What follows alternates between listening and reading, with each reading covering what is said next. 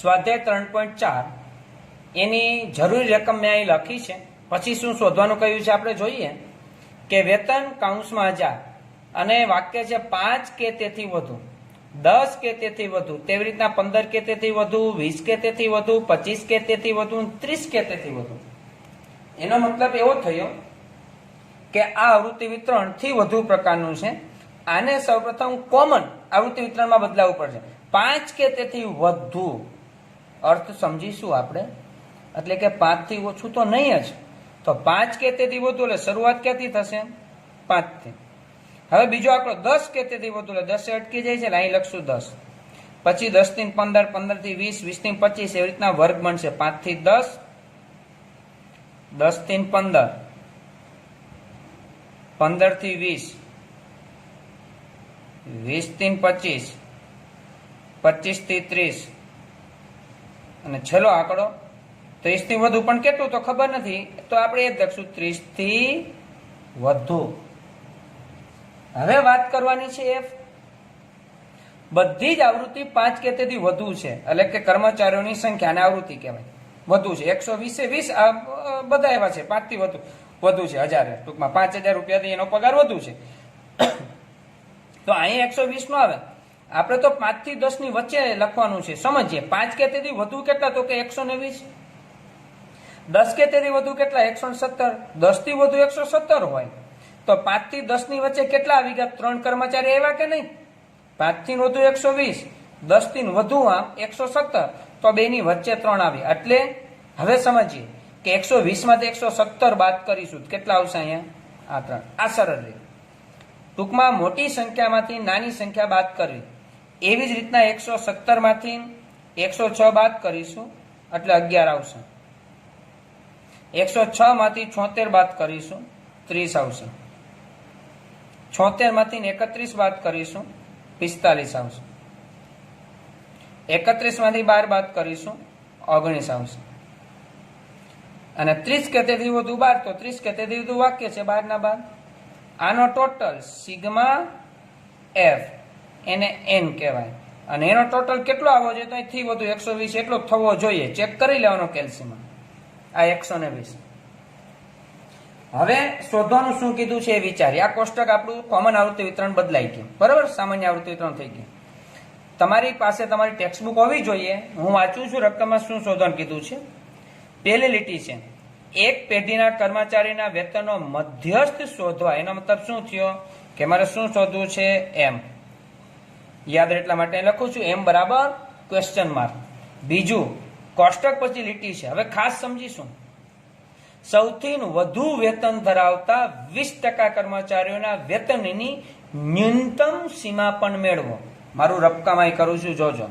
દાખલા તરીકે આમ મેં કર્મચારી ચડતા ક્રમમાં લખ્યા છે, બરાબર? હવે ઓછામાં ઓછો પગાર અહીંયા છે અને વધુ પગાર અહીંયા છે. વચ્ચોવચ 50%, એટલે જે ઓછો છે અહીંયા વધુ છે, એનો 50% પગાર, એટલે મધ્યસ્થ અહીંયા થયો, બરાબર? હવે રકમમાં શું કીધું? સૌથી વધુ વેતન ધરાવતા 20%. સૌથી વધુ વેતન ધરાવતા 20%, અહીં 80% અને અહીં 100% પૂરા થઈ ગયા હોય ને, 80 થી 100, તો આ 20% છે. એની ન્યૂનતમ સીમા, ન્યૂનતમ એટલે ઓછામાં ઓછી, તો આ જે 20% છે એની નાની સીમા કઈ કહેવાય? તો 80 જ કહેવાય. 80 થી 100 એની નાની સીમા કઈ કહેવાય? 80. તો P80 શોધવાનું થયું. અહીં યાદ રાખીશું ટકાવારી કે એટલે P નો સમાવેશ થતો હોય. ડી પણ આવશે, એ પણ આપણે દાખલો ભણવાના છીએ, પણ ટકાવારી એટલે P ની અંદર જ આપણે શોધવાનું હંમેશા યાદ રાખીશું કે P અને 80. જોજો 80 રકમમાં ક્યાંય નથી. આ નવીનતા છે, આ ખાસ તમારે સમજવું પડશે. 20% કર્મ સૌથી વધુ વેતન ધરાવતા 20%, લાસ્ટ 20%, 80 થી 100% સૌથી વધુ થઈ ગયા, બરાબર? 0% શરૂ કરી 80 થી 100%. હવે એમાં ન્યૂનતમ એટલે એમાં ઓછી સીમા 80, એટલે P80 શોધવાનું થયું. એટલે second P80 is equal to question mark. ચાલો હવે મધ્યસ્થ અને P સતાશક શોધવું હોય તો કયું ખાનું બનાવવું પડે મારે? CF, આવૃત્તિનો સરવાળો. 3 ના 3, 3 ને 11, 14, 14 ને 30, 44, 44 ને 45, 89, 89 ને 19, 108, 108 ને 12, 120. બરાબર? ઓકે. પેલા અમારે મધ્યસ્થ શોધવો છે. તો મધ્યસ્થનું સૂત્ર પેલું કયું મૂકવાનું? n/2 મૂ અવલોકન. ચાલો n કેટલા છે? તો કે 120 /2 મૂ અવલોકન. 120 ભાગ્યા 2 એટલે કેટલા આવશે? 60 મૂ અવલોકન. હવે એમનું એલ વાળું સૂત્ર મૂકવાનું આપણે યાદ આવતું હશે. એલ વાળું કયું સૂત્ર આવશે? L plus n/2 minus CF upon F અને એને ગુણ્યા C. ચાલો હવે એલ તરીકે શું લેવું? 60મું અવલોકન. કોષ્ટકમાં જોવાનું આપણે કે 3, 14, 44, 89. હા, 89 માં 60 નો સમાવેશ થઈ જાય છે. તો એ આપણો મધ્યસ્થ વર્ગ કહેવાય. તો એની સામે એક્ઝેક્ટ જે અહીંયા છે એ આપણો એલ. પછી એની ઉપર જે છે આપણો CF ના ખાનામાં એરાની ઉપરનું જ લેવાનું હોય. પછી F ના ખાનામાં એરાવાળી લાઈનમાં 45. બધી વસ્તુ મળી ગઈ. ઓકે. એલ એટલે કેટલા લઉં? 20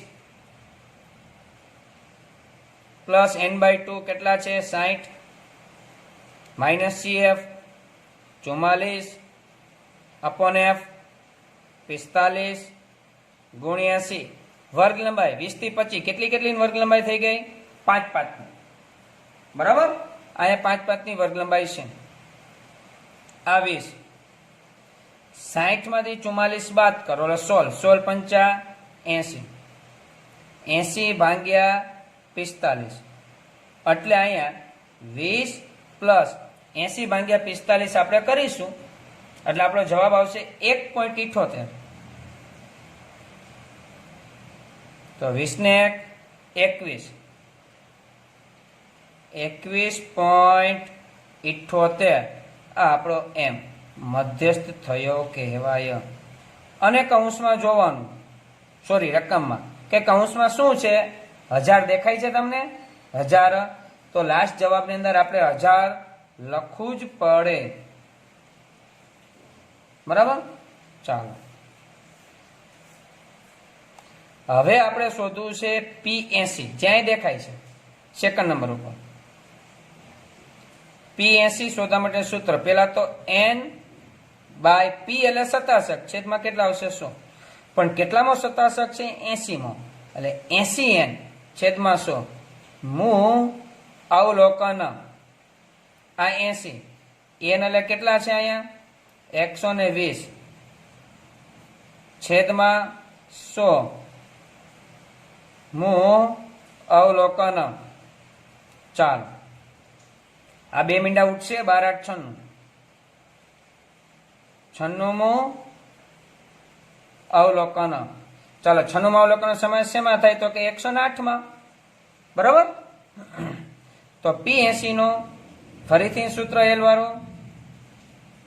એલ પ્લસ અહીંયા આવશે 80n/100 minus CF upon F અને એને ગુણ્યા C. ચાલો એલ કેટલો છે આપણી પાસે? તો 96 માં અવલોકનનો સમાવેશ 108 માં. તો એલ કેટલો થાય? 25. CF કેટલો થાય? ઉપરની સંખ્યા 89. F કેટલો થાય? 19. તો અહીં એલ તરીકે લખીશું 25. 80n/100 કેટલા છે? 96 માઇનસ CF કેટલું છે? 89 છેદમાં F કેટલું છે? 19 અને ગુણ્યા C. વર્ગ લંબાઈ કેટલી છે? 5.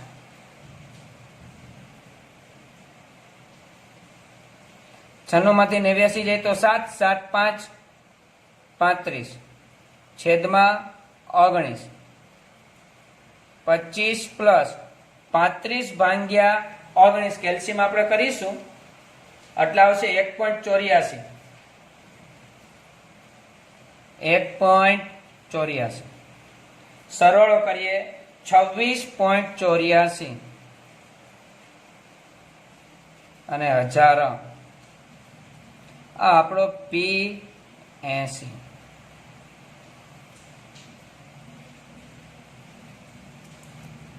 ચાર માર્ક કે 5 માર્કમાં દાખલો પૂછાઈ શકે છે. બરાબર. ચાલો દાખલા નંબર 5. રકમ છે અહીં જવાબમાં પણ મારે કોષ્ટકમાં જરૂરિયાત છે એટલે લખી જ નાખ્યું છે. ખર્ચ અને બીજું કાનું જે પણ એને F જ કહેવાનું હોય. 200 થી ઓછું પેલું એવું લખેલ છે. પછી 200 થી 400, 400 થી 600, 600 થી 700, 700 થી 800, 800 થી વધુ અને F. શોધવાનું શું કીધું છે? તમારી પાસે રકમ હશે, તમે રકમમાં જોવો. શોધવાનું આપણે કીધું છે ને મધ્યસ્થ શોધો. આપણે લાસ્ટમાં એવું લખ્યું છે કે ભાઈ ખર્ચનો મધ્યસ્થ શોધો. એક જ વિગત. તો ખાનું શેનું બનાવવું પડશે? CF. 8 ના 8, 8 ને 23, 31, 31 ને 40, 71, 71 ને 17, 88, 88 ને 7, 95 અને 95 ને 5, 100. એટલે કે સિગ્મા F એને બરાબર N, એને બરાબર 100. મધ્યસ્થનું સૂત્ર આપણે મૂકીશું. મધ્યસ્થનું સૂત્ર N/2 મું અવલોકન. N કેટલા છે આપણી પાસે? 100 ભાગ્યા 2 મું અવલોકન. 100 ભાગ્યા 2 એટલે કેટલા થશે? 50 મું અવલોકન. તો હવે L વાળું સૂત્ર L plus N/2 minus CF upon F ગુણ્યા C. ચાલો હવે L તરીકે કેટલું લેશું? 50મું અવલોકન. એનો સમાવેશ શેમાં થાય છે? 71 માં થાય કે ન થાય? 8, 71, 71 માં 50 આવી જાય. તો તમારો L કેટલો? 400. CF કેટલો? 31 ઉપર જ. F કેટલો? 40. વર્ગ લંબાઈ કેટલી? 200 ની. જો અહીં 200, અહીં 200, અહીંયા 100, અહીંયા 100 છે. તમારે જ્યાં એરો આવ્યો હોય એની જ વર્ગ લંબાઈ ધ્યાનમાં લેવાની. 400 થી 600 એટલે કે 200. L બરાબર એટલે કે અહીંયા 400 પ્લસ N/2 50, CF 31, F બરાબર 40 ગુણ્યા C. વર્ગ લંબાઈ કેટલી થાય? 200. આ 400. 50 માંથી 31 જાય એટલે 19. 19 ગુણ્યા 200, 19 × 38 એટલે 3800 થાય. એને ભાંગ્યા 40. 3800 ભાંગ્યા 40 આપણે કરીશું. આ 400 તો છે જ. બરાબર. હવે 95 આવશે. 3800 અને એને ભાંગ્યા 40. બરાબર. 400 પ્લસ 95 કરીએ એટલે કેટલા થશે? 495. આપણે કૌંસમાં જોવાનું કઈ હતું તો રૂપિયા એવું લખેલ છે ખર્ચ. તો 495 રૂપિયા એવું લખવું પડે.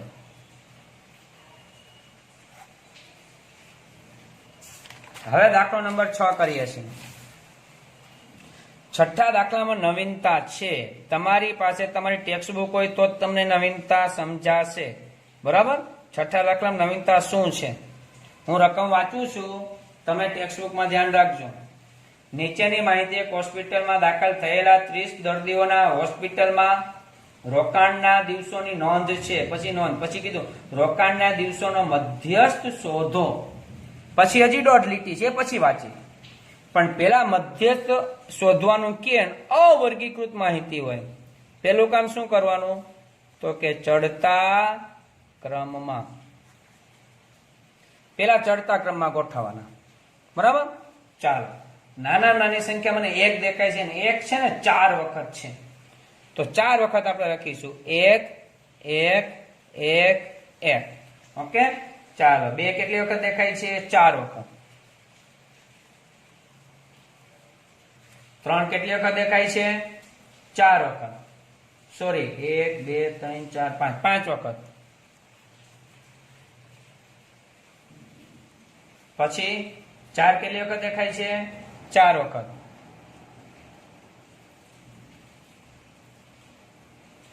પછી 5 3 વખત, 6 2 વખત, 7 એ પણ 2 વખત, પછી 8 એક જ વખત છે, 9 2 વખત, પછી 10 2 વખત અને લાસ્ટમાં 15 એક વખત દેખાય છે. ચડતા ક્રમમાં ગોઠવો, એક વખત ગણી લેવાના. અહીંયા આપણે કીધું હતું 30 દર્દી, તો 30 છે કે નહીં? 1 2 3 4 5 6 7 8 9 10 11 12 13 14 15 16 17 18 19 20 21 22 23 24 25 26 27 28 29 ને 30. શા માટે ગણવાનું કહું છું? દાખલા તરીકે 3 અહીંયા 5 વખત છે, મેં 4 વખત લખ્યા હોત તો એક ઘટતો હોત તો ગણતરીમાં ભૂલ થાત. માટે ચડતા ક્રમમાં ગોઠવ્યા પછી કોઈ પણ દાખલો એક વખત ચેક કરી જ લેવું, એવો આગ્રહ છે મારો. હવે મધ્યસ્થનું સૂત્ર n + 1/2 અવર્ગીકૃત +1 આવે. મૂ અવલોકન. ચાલો n કેટલા છે અહીંયા? તો કે 30. 30 + 1 છેદમાં 2 મૂ અવલોકન.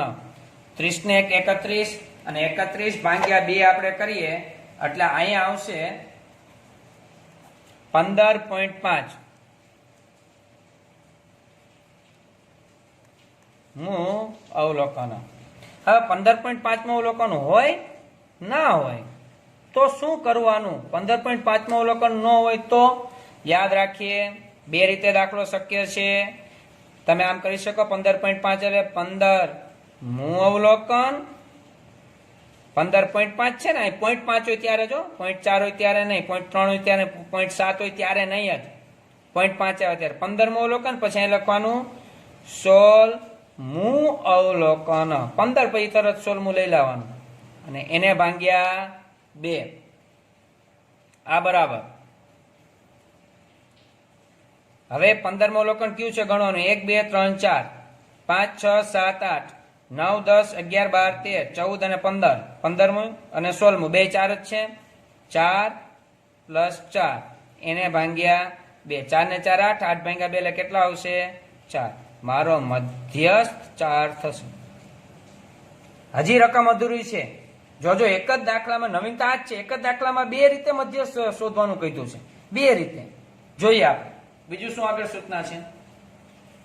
આ માહિતીને પ્રથમ વર્ગ 1 થી 3 હોય તેવા સમાન લંબાઈના વર્ગો ધરાવતા સતત આવૃત્તિ વિતરણ કૌંસમાં અનિવારક પ્રકારમાં ફેરવો અને મધ્યસ્થ શોધો.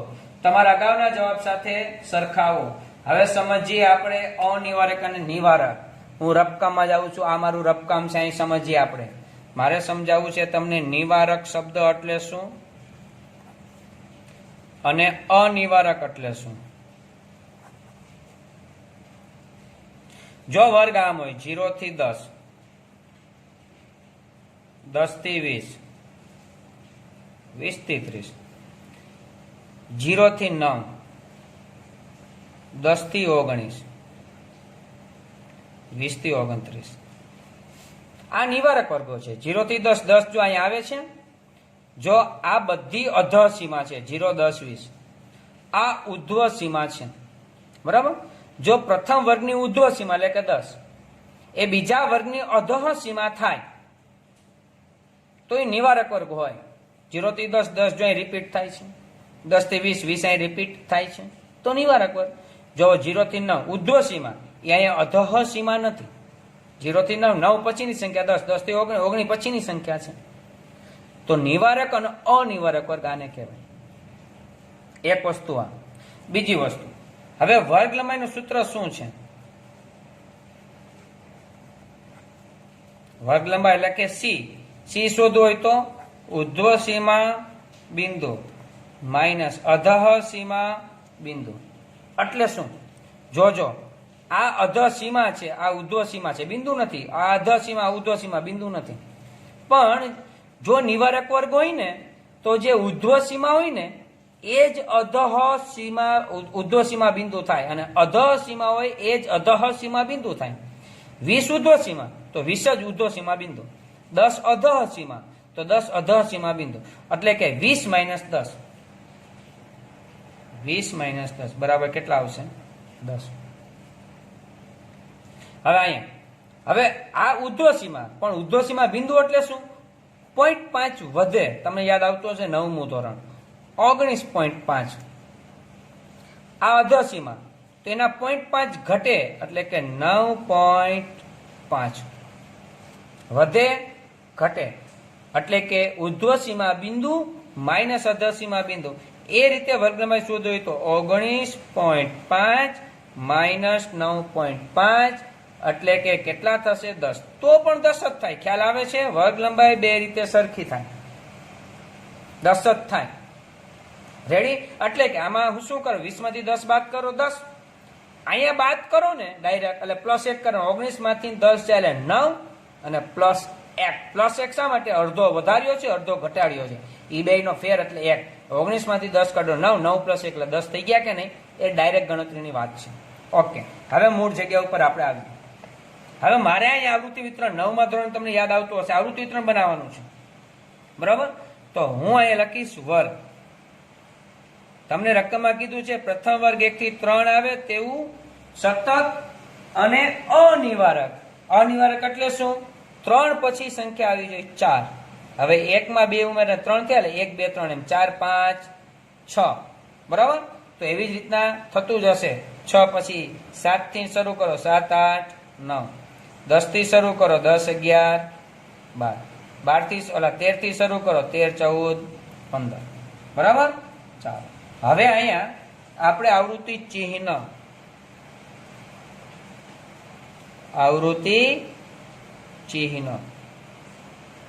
અને લાસ્ટમાં આવશે આવૃત્તિ. આવૃત્તિ એટલે કે F, બરાબર?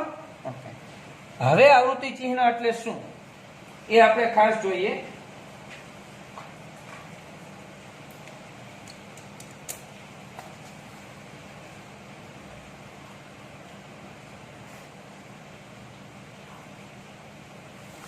તમારે રકમમાં જોવાનું કે અહીં ચડતા ક્રમમાં જે ગોઠવ્યા છે આપણે, એમાં 1 થી 3, 1 2 3 કેટલા છે? 1 2 3 4 5 6 7 8 9 10 11 12 13, બરાબર? તો અહીંયા 13 આકા કરવાના. 1 આ 2 આ 3 આ 4, પાંચમો આંકનો આડો 5 6 7 8 9 અને 10. યાદ આવે છે?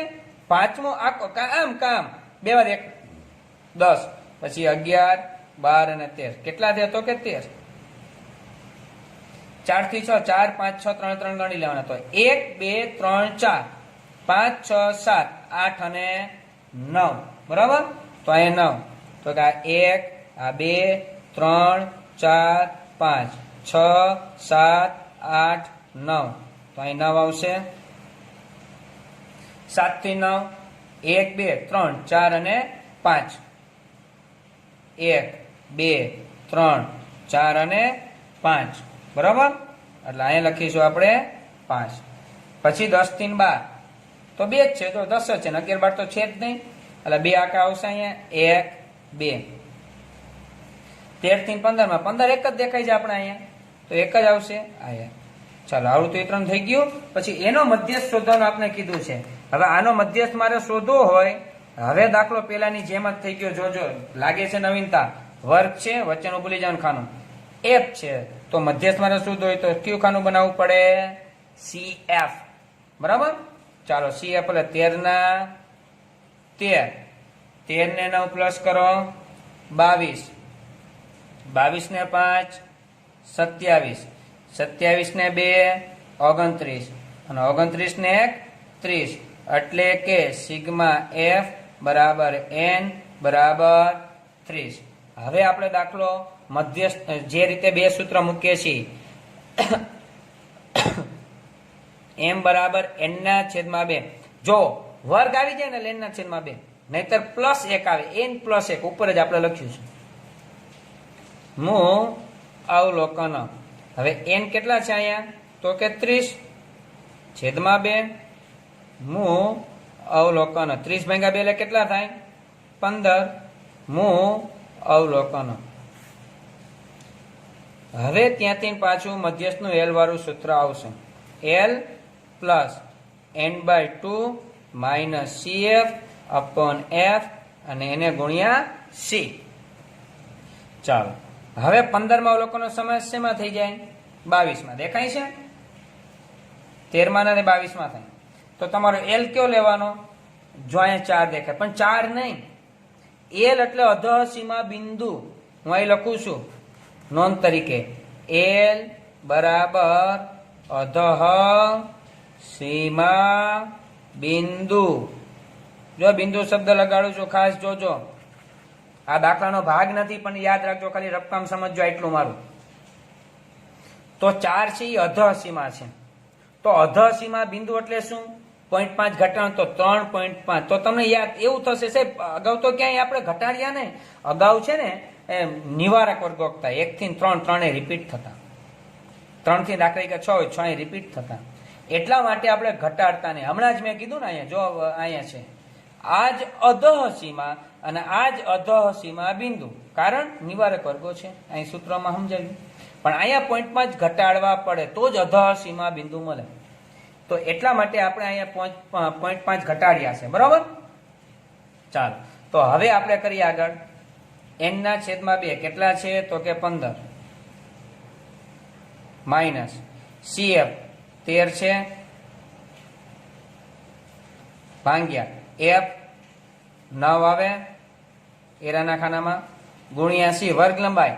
તો હમણાં શીખવાડ્યું ઉધ્વ સીમા બિંદુ માઇનસ અધઃ સીમા બિંદુ 6.5 અડધો બાદ કરો 3.5 હવે 3 થાય અથવા બીજી રીતે 6 માંથી 4 બાદ કરો 2 અને પ્લસ 1 કરી દેવાનું અથવા ત્રીજી રીતે 4 થી 6 આંગળીના વેઢા ગણવાના 4 5 6 કેટલા થયા 3.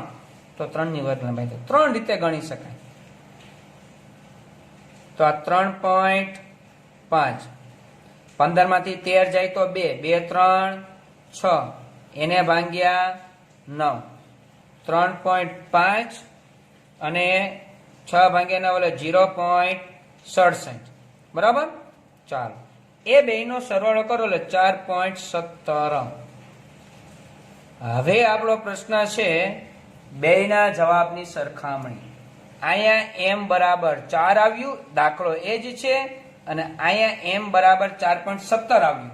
એનું કારણ શું છે હું ખાલી બોલું છું આપણે લખવાની જરૂરિયાત નથી. સાંભળી લે શા માટે અહીંયા મધ્યસ્થ જુદો છે એનું કારણ છે કે બંનેની કિંમતોમાં અહીંયા છે ને બધાનો સમાવેશ જુદી જુદી રીતે થાય છે એટલે વચ્ચેના બે જ અવલોકનો ધ્યાનમાં લીધા ને અહીંયા જો વચ્ચેના બે 15 16 અહીંયા જે અહીંયા મધ્યસ્થ વર્ગ છે ને 4 થી 6 3 અવલોકન ધ્યાનમાં લીધા કહે 4 5 અને 6 માટે બેનો જવાબ જુદો આવે છે એવું કહી શકાય છે બરોબર.